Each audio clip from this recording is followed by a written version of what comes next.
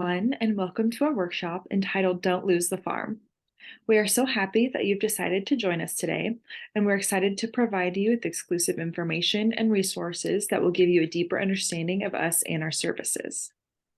My name is Emily, and I'm the Marketing Director for Clinkscale's Elder Law Practice. We are actually celebrating our 40 years in Hays this year, and we have our main office located here in town and our other office in Wichita, and we do serve clients and families throughout the entire state of Kansas. I would like to invite you all to type any questions that you may have in the chat box that's located at the bottom of the screen. And then throughout the entire presentation, you can ask questions. And at the end of the workshop, we will address any of those questions or concerns that you may have. So without any further ado, I'd like to hand it over to our attorney and president, Randy Clinkscales, to get us started. Thank you, Emily, and thank you for all of you who are attending. Before we get started, I just want to be sure that you're hearing us okay and you're seeing the screen okay. If you would, in the chat box, type Y for yes, or if you're having trouble, type N for no. We'll wait just a minute here and see what kind of response we get. Already seeing some Y's coming through, so I think you're good. Good. So today we're going to talk about Don't Lose the Farm. I actually was raised in a farm community, and though I was not a farmer, a lot of the times I would hear things like, don't bet the farm, or don't lose the farm, or whatever it was when they were talking about taking risk.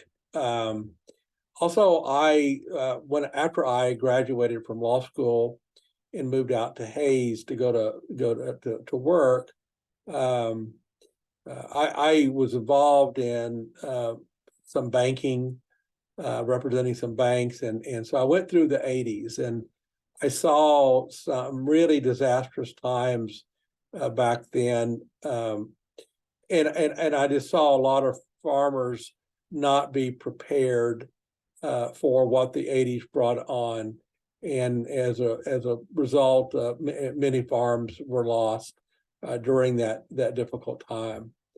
I also see farms. I remember when I was growing up that a farmer had several children, and he lost a lot of his farm because of the financial troubles of one of his sons. But the idea here is behind Don't Lose the Farm is don't lose what's important to you. So that's what we're going to talk about today. And you're going to discover ways to make sure your decisions and wishes are carried out and followed. We're going to talk a little bit about how to transition your farm, your business, or property to your family, spouses, or others, and protecting it from excess taxes, in-laws, outlaws, and probate court. And just before I leave that topic, everybody has a different plan.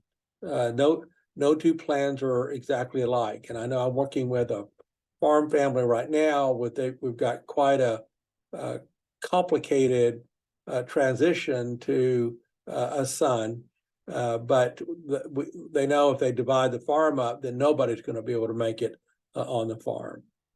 And then finally, we're going to talk about how to pay for long-term care without going broke or without losing the farm. And so this is for you if you do not have an estate document in place that are current and address your goals and concerns.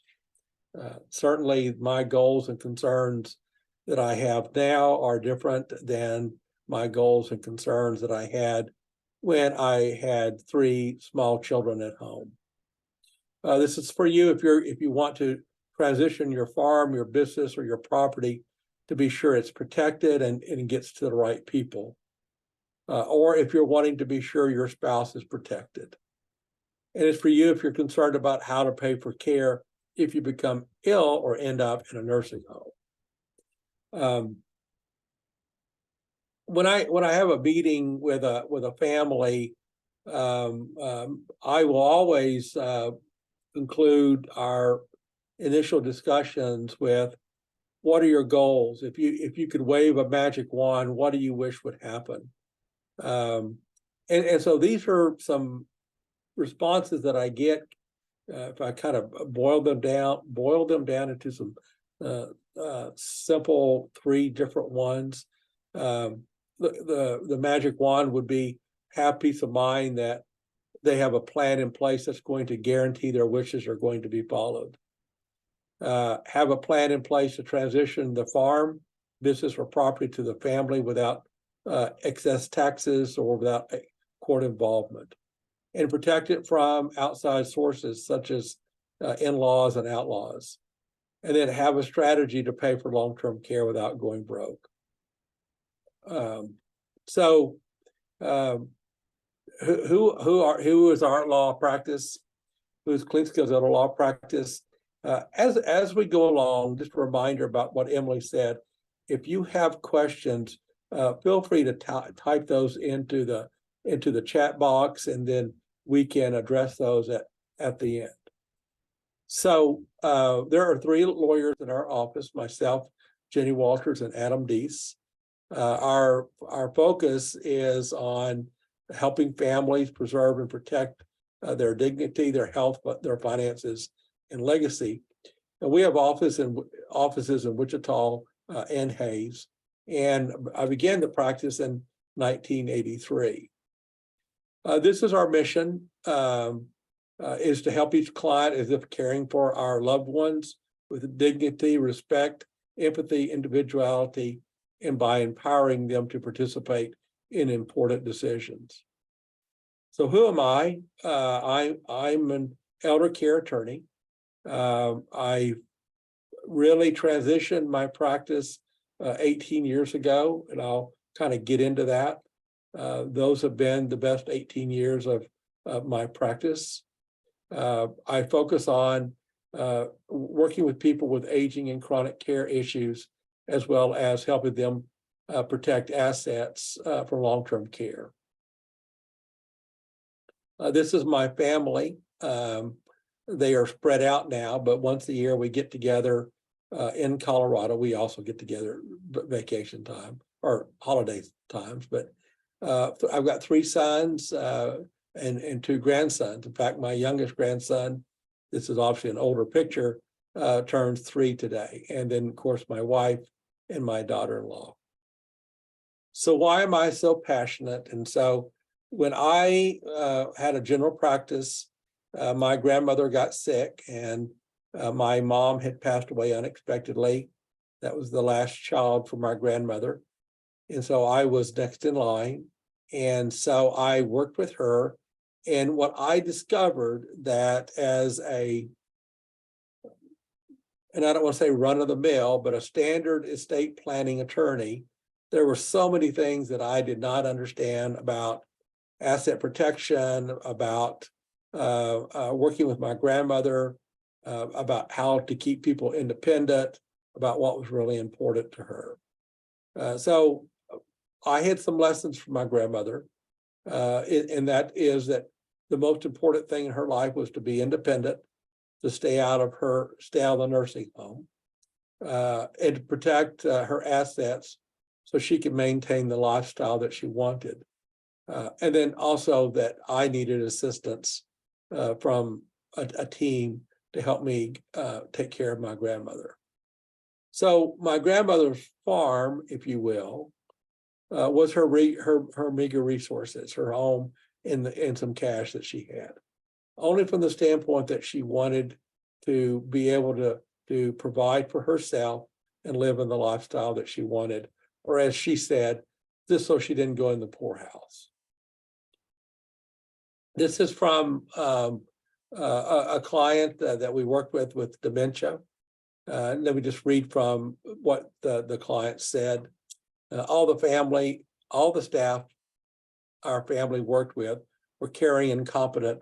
Their assistance through the long journey of mother's struggle with dementia was very much appreciated. And then actually, I want to share this one with you because this is actually my very first elder law case. A man and his son came to me. The man's wife was in the nursing home. And we worked with them and protected the farm. And afterwards, after his wife passed, he wrote this nice note. It says, when my wife got sick and needed the nursing home, I was told I would have to sell my home and my farm. I thought I would go broke. Randy saved my farm from me and my children. So we can protect your farm if you plan, but you've got to plan. And what is your farm? Is it your land? Is it your savings? Is it your retirement? It's important for us to figure out what really is important to you. So you're going to discover today, if you don't make a decision, the law is going to make one for you. You can make sure your wishes and goals are followed. I talked about this yesterday I was in Hutchinson speaking with some hospice workers, and they were just really amazed that they thought that their spouses could make decisions for them if they didn't have powers of attorneys, and that's simply not the case. So you're also going to discover there are ways to transition your farm, your business, and your property without losing it to your in-laws or outlaws, creditors, or the government. And there are ways to pay for care without losing everything. So let's get into our first topic. What decisions you need to make now, and if you don't, the government will.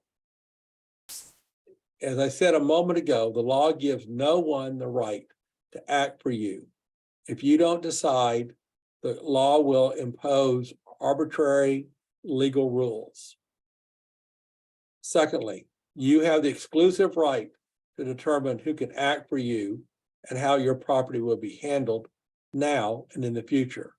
And then third, I want you to understand, with the proper planning, you can be in control. I want to give you an example.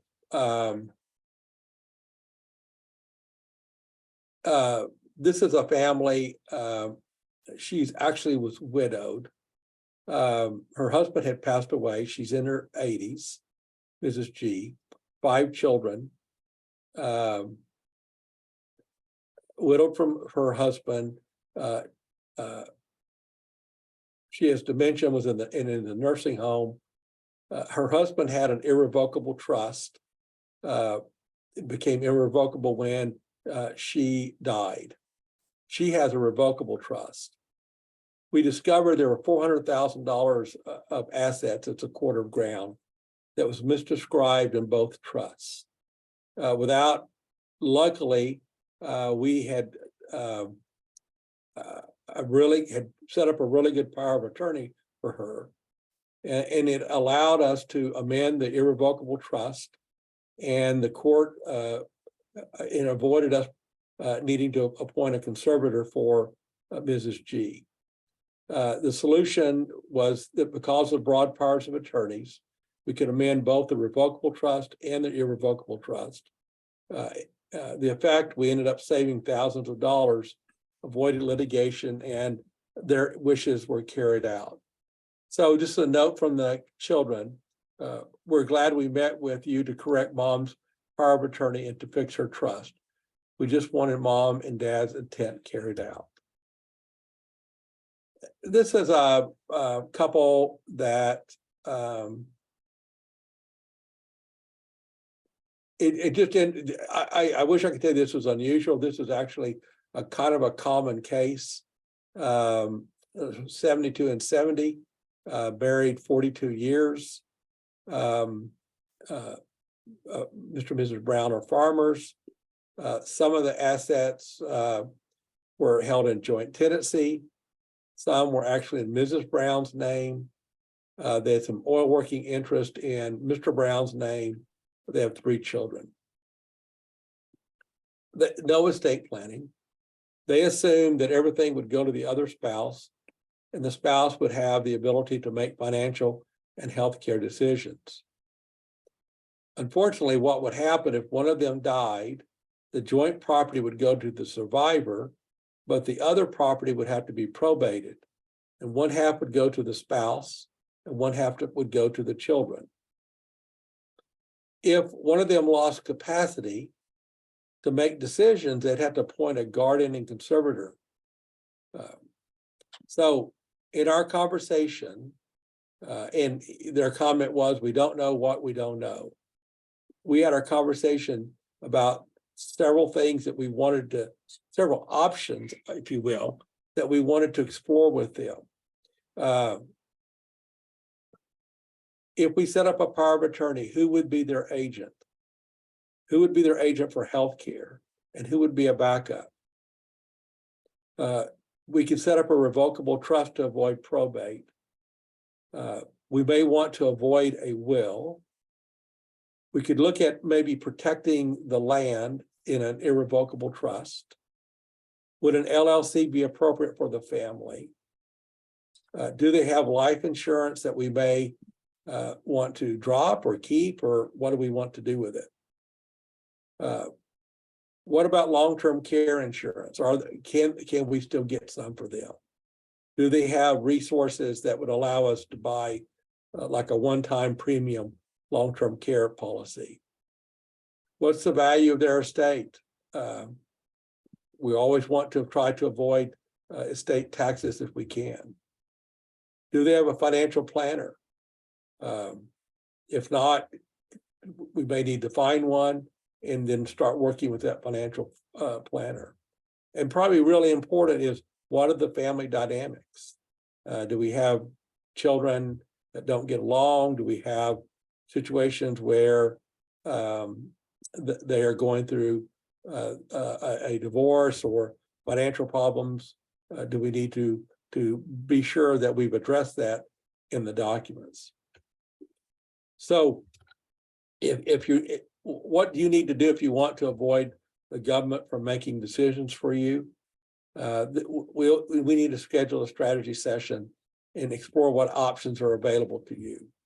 We need to determine what you need in your plan to be sure your wishes are followed. And then we need to start implementing that strategy right away to avoid roadblocks or changes in circumstances. What kind of roadblocks? A change in health, change in family dynamics. All of those can create some roadblocks that may restrict the type of planning that we can do. Let's talk a little bit about how to transition your farm, business, or assets to your family or others without losing it to in-laws, creditors, or the government. Kind of the first question is, to whom do you want your property to be to go to? Is it your spouse, your children, or others? Do you have some concerns, such as a disabled child, remarriage by your spouse, or remarriage by your children, in-laws, outlaws, creditors, or other problems of the children? We call it the 4Ds.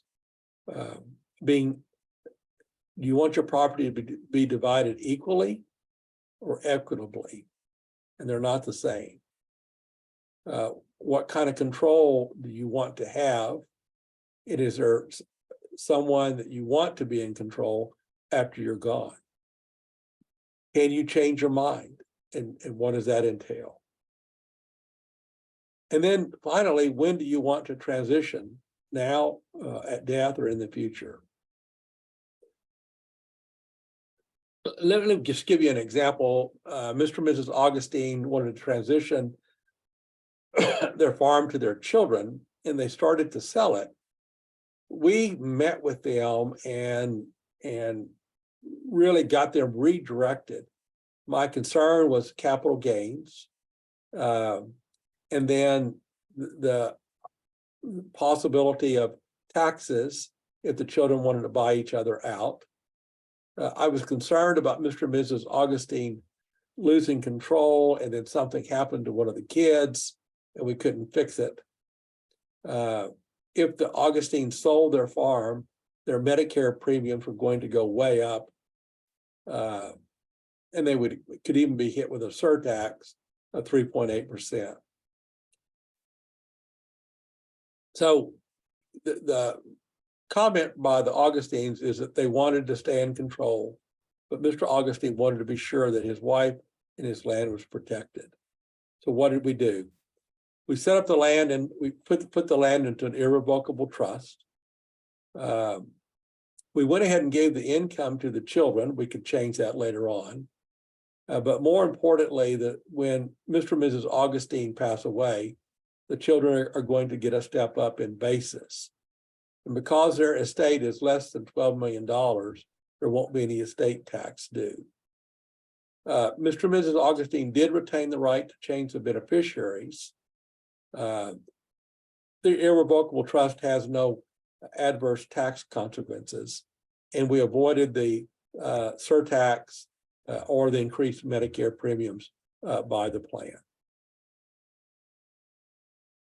So let's go a little bit further.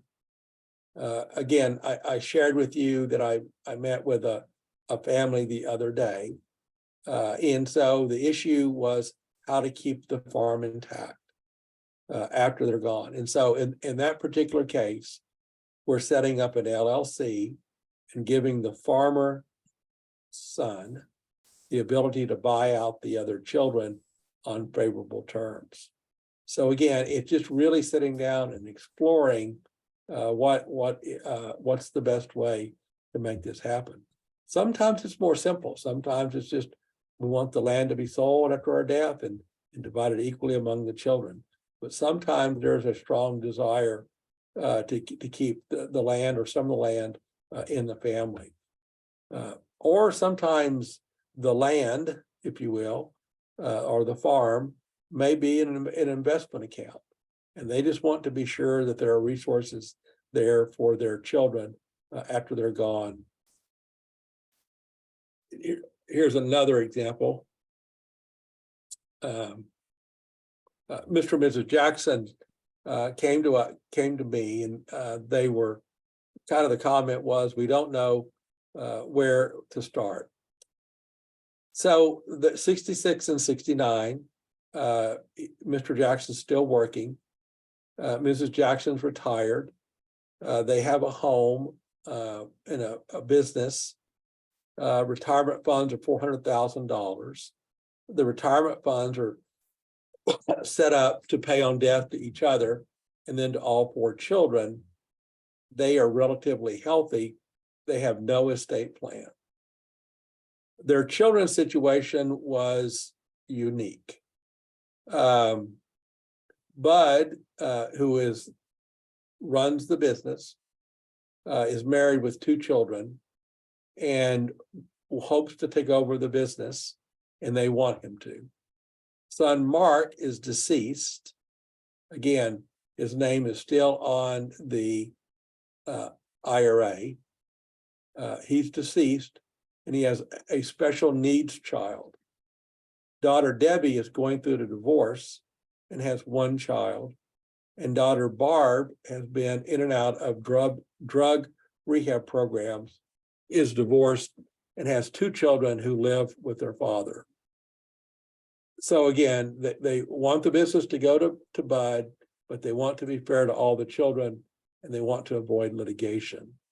They hope something will go to their grandchildren. So without an estate plan, what would happen? If there's no power of attorney, if something happens to one of them, they would have to go to court to make decisions for the surviving or the well spouse. If they both died, there would be a probate. If they both died, the children would get everything equally, resulting in the business being lost. The property Debbie would inherit could be lost to her divorce. Because of Barb's drug issues, I would be very concerned about her trying to manage money. The disabled child from Mark could end up getting kicked off of benefits because of the inheritance. And so it really would just be a mess. So our solution is that we set up powers of attorneys with good agents. We added 14 powers to get accomplished what we wanted to get accomplished. We put their health desires in their healthcare powers of attorneys.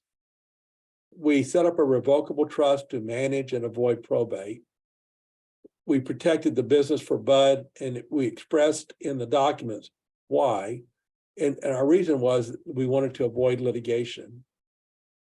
We set it up so that Debbie's inheritance was protected from her divorce. We set up a special needs trust for Mark's child. And we protected Barb's inheritance from her drug problem so that something can go to her children and not to their father. And we really got the beneficiary designations set up correctly. And as I said, they said at the end, thanks so much for your help. We didn't know what we didn't know. You know, and the key here with them is that to get started, and so many times that seems to be that barrier about taking that first step. And even though it's going to be work, there's going to be a lot of information to gather. It's just the key is to get started. Next example, similar to the story I've been telling you, 5 children, Mr. and Mrs. Stuckey, 4 girls and a boy, several quarters of ground, some farm equipment. If they divide the farm, there won't be enough to farm. We set up an LLC for the farm and appointed Mr. and Mrs. Stuckey as the managers. Upon the death of the LLC, it's divided among 5 children and the son as the new manager. The land cannot be sold for 5 years, and if sold, there's an option for the LLC to purchase at a discounted price. We added some protection. We put the LLC into an irrevocable trust, thereby protecting it from the Stuckey's long-term care. So again, expressing your goals with the elder care attorney, someone that you trust is going to make that happen. Comment from one of the clients that we have, we do not have a large estate, but want to make sure that what we have goes to individuals that we want. Also wanted to have health and financial items in case of hospitalization. Thanks for the great experience. And finally, a couple more. I appreciate what Randy did in the initial interview, getting me started. I was so distraught, still in shock and grief that I didn't know where to start. Let me back up. This is actually a fairly young woman whose husband died unexpectedly, and they had a lot of irons in the fire that she didn't know about. And I don't mean that sound like he was hiding it, but she didn't keep up with it all. And so we really had to get everything under one umbrella to help her out. And that first meeting, she said, solidified the entire experience. I can't say enough of good things about Nikki and what a gem you have there. Everybody I dealt with in the office was fantastic. I felt cared about, my concerns addressed, and basically had easy access to my lawyer whenever needed. Your practice gave me comfort, a comforting process through a very difficult time. A very nice note. She went through a very hard time, and she's really a good friend of our office now. I wanted to share this one because I think this is important. We went to another attorney and met several times. He then put together his plan, not ours. You're the first attorney that we really felt listened to us, helps us set our goals, and then follows our decisions. You helped us decide things that we didn't even think about, but were so important. So again, I want to emphasize that just a little bit because it seems like probably every 2 or 3 weeks I run into this, and people bring in their estate plan, first not knowing what's in it, but more especially it's doing something that they didn't realize that it did. I had a family I worked with, actually some friends, that had their estate plan done in the Salina area, and they brought it in to me, and I went through it, and I thought, well, it's pretty unusual, so I just highlighted some of the features of it, and virtually none of the features did they understand were in that estate plan. And so as a result, we're going to have to completely trash that estate plan and start all over. But again, it's not like this AB mentioned. The attorney put together his estate plan, not their estate plan. So what do you need to do if you're concerned about how to transition your property while protecting it? Again, let's schedule a strategy session. We'll get into that here at the end. But I want to discuss your goals for transitioning your property. What does that look like? And then I want to talk to you about who's going to act for you if you can't, and let's get strong powers of attorneys in place. So now let's talk about how to pay for long-term care without going broke. As I shared with a group yesterday in Wichita, this was the hospice workshop that I did. You know this is the number one piece of people, the number one reason people call my office is how do we pay for long-term care? And so today you're going to learn you can make the decision on how to pay for care. You're going to learn that you don't have to go broke needing long-term care if you need long-term care. And we're going to talk about ways that you can possibly access programs such as Medicare, VA, and Medicaid. So let's talk about a situation where we use planned resources to pay for care. So in my example that I'm going to show you is Mr. and Mrs. Schmidt. I just remember really clearly them coming into our office, and I don't know why. I think it was because of their age, 72 and 70, and their desire to get long-term care insurance. And they had purchased some long-term care insurance and were really unhappy with the coverage and the premium. And so, you know, they had some IRAs. Mr. Schmidt's got $350,000 and Mrs. Schmidt $200,000. They've got some investments. I think they were really more concerned about if one of them got sick, that the other spouse would be protected. No crisis at this time. So what we showed them a new product out there.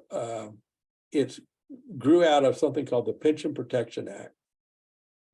And so we helped them acquire a hybrid life insurance policy that has long-term care rider, and it doesn't have any annual premiums. We doubled the amount of coverage they had. The point is that if they have a long-term cost claim, it just reduces the death benefit of the life insurance policy.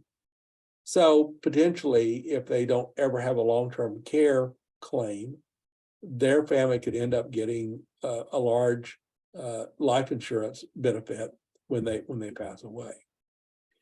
So this is actually an appointment that was made by their children, and they were really glad that they did. Now, I want to talk to you about being proactive in light of a diagnosis.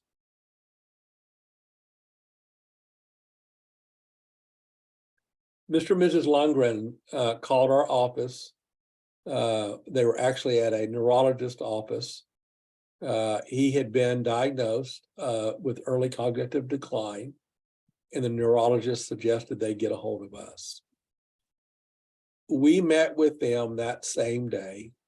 They were devastated at this diagnosis. He was in his early, I think he's 60 or 62, young, okay, in my mind. He's still an active farmer. He still has capacity, but he's concerned about what's going to happen in the future. What's going to happen to his farm? What's going to happen about his wife and his children? So we spoke for a long time. And what I finally realized was that he wanted to stay in control, and he wanted to be sure his wife and his land is protected. So we set up broad powers of attorneys. We put his land into a asset protection trust. We added his care instructions to a healthcare power of attorney, and we met with his agents so that they know his wishes. And I want to emphasize that for a moment because that's really important. I have done healthcare powers of attorneys for myself, and I've met with my sons to let them know what my wishes are. So the result is that though it may be several years before Mr. Lundgren ever needs health assistance because of his memory, his goals have been achieved through his plan set forth in his document. His land is protected for the benefit of his wife and his children. He remains in control. That means he's still farming. If at some point his health does get a lot worse, his wife has the power to further protect resources. And I think as equally as important, his healthcare goals were protected, taking pressure and guilt off his family. And let me share with you, it was interesting, the second meeting that I had with him, when we signed a lot of these documents, it was just a completely different person. He and his wife were very much relaxed and so happy that they had a plan in place and that this, I think they thought the door was going to shut right away. And we showed them that we had a long way to go with them and that they would do great along the way. So, and the type of trust we set up for them is a special type of trust that's bulletproof from long-term care costs and lawsuits and so forth. Let's talk a little bit about using Medicaid. And this is using Medicaid in a crisis. So Mr. and Mrs. Reed married. He has cancer. He'd been in the hospital and he was discharged to a nursing home, paying $8,000 a month. Their assets included Mrs. Reed's $80,000 IRA. Their home was sitting on a quarter of ground, and they had a joint account of $60,000. So typically, what you're going to hear is that the countable resources, the cash and so forth, has to be divided between Mr. and Mrs. Reed. So in this case, Mr. and Mrs. Reed was told by the nursing home they would need to spend down all of their resources before Medicaid would help. And Medicaid would put a lien on her home as well as a quarter of ground. She was also told that she would have to live on her own retirement fund, her own Social Security check. And she was worried that her husband would not get good care. Using the Medicaid rules that are quite complex, we were able to get Mr. Reed on Medicaid. We set it up so that Mrs. Reed was able to keep all of her assets, and she also got some of his Social Security check. We set it up so there was no lien on the home or the quarter. And so Mrs. Reed was really set up for life, and she did not suffer any financial impact. And again, financial impact because Mr. Reed was in the nursing home. One of our care coordinators was working with her to be sure that Mr. Reed was getting good care in the nursing home. I just want to add something here because I think this is important. We've done a lot of veterans pension work. If Mr. Reed had been a wartime veteran, VA benefits might have been available to him to help pay for care. And that's like $2,300 a month, tax free. From one of my farming clients, my father Henry and I met with this firm and decided to hire them. Best decisions of our lives. They had great knowledge and helped us apply for funds that we had no clue were available. They are there anytime you need them and return calls quick and with answers. Over the years, I became friends with a few of the staff. Great team to work with. So what do you need to do if you're concerned about how to pay for care? And just don't give up. I mean, that's the first thing. But then let's schedule a session. Let's explore all funding resources. Let's the more proactive we can be, the better the shot that we have at protecting you.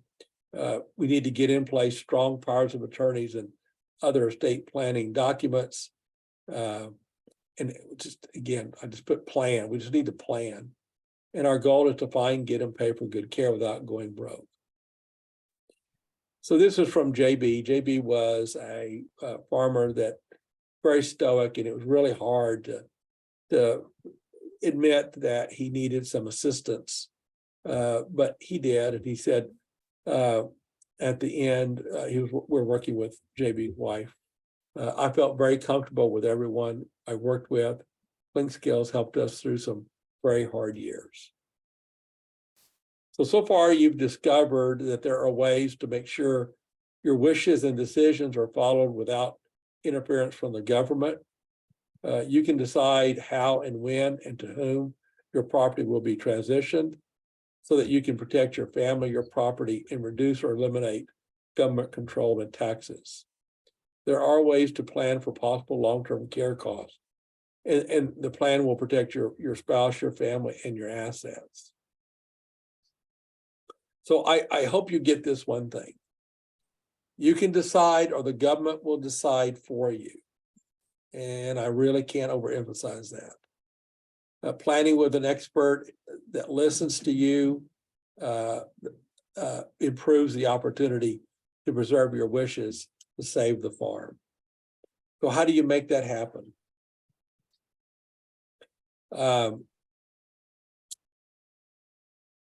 We'll actually have a phone call with you to make sure that we can help you. Some of you we cannot help. So unfortunately, not everybody gets a meeting.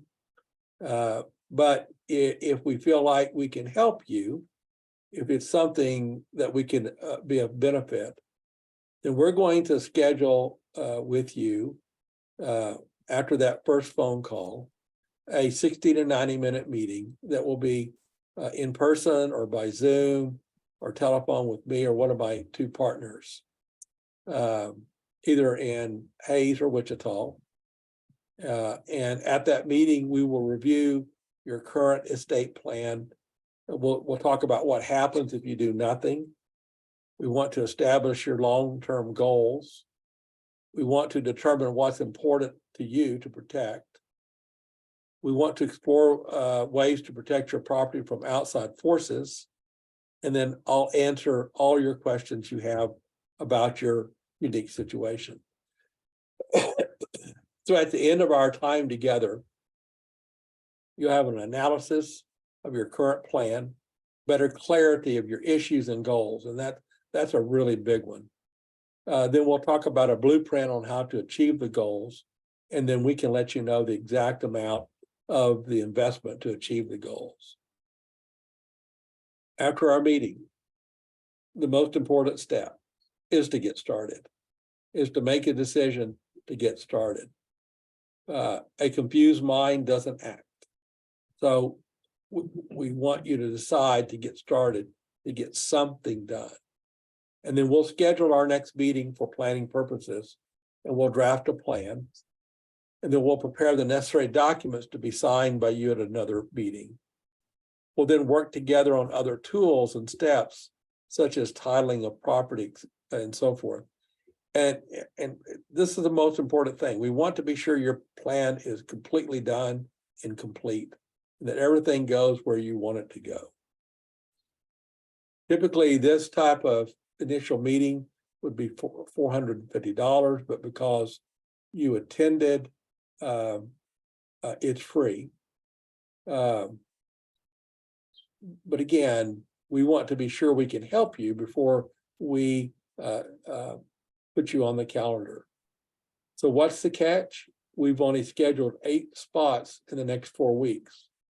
So call this number if you want to schedule a strategy session, where Emily is going to send you a SurveyMonkey link that you can click on that will give you the next step. So my personal guarantee is you're going to know more than you did, that after that meeting, you're going to know more than you did before today. You're going to have an analysis of what happens if you do nothing, and your time's not going to be wasted. So again, call the number or click on the SurveyMonkey link. Because if we do schedule an appointment, you'll get, and you attend the appointment, you'll get the Protect Your Family book. I wrote a chapter in there. You'll get a written summary of our recommendations, a free written report, and the book. So Emily, I am going to turn it over to you to see if there are any questions. We'll wrap it up. Yes, we do have a few good questions here. Can one have both a revocable and irrevocable trust, land in irrevocable and remaining assets in revocable trust? Yes, that's typically what we do. So we don't want to throw everything into the irrevocable trust. We just put in there the most important things that we want to protect. Okay, perfect. And then piggybacking off of that, can the original owner still get the income from the irrevocable trust until death